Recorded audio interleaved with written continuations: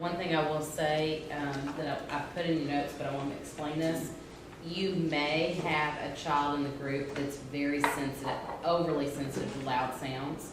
So when it's the experimentation phase, your good vibrations counterparts, Brandon and Kevin, are going to be in your lesson, and they're going to be very aware of watching the kids. They're just going to stand back pretty much. You're all about the lesson.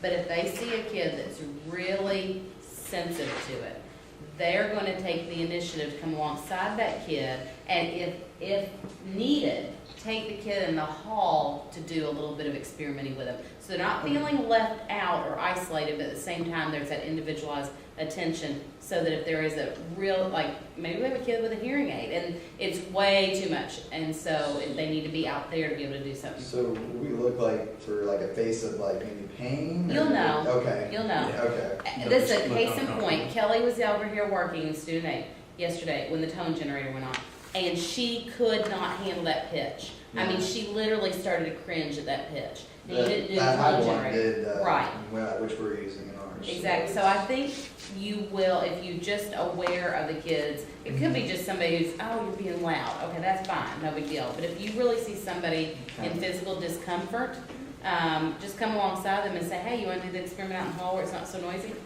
Play the door window Yeah. or something maybe? Exactly. And so I put that in there, Okay.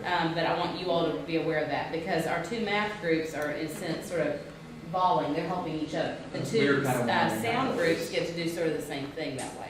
And the way you're gonna be staggered right now is the way you'll be staggered for Friday, which means that you have the math group one to warm up and set up, make sure you're ready to go.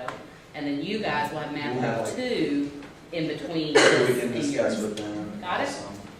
Okay. Shift, and that means go to walk the line. Get ready.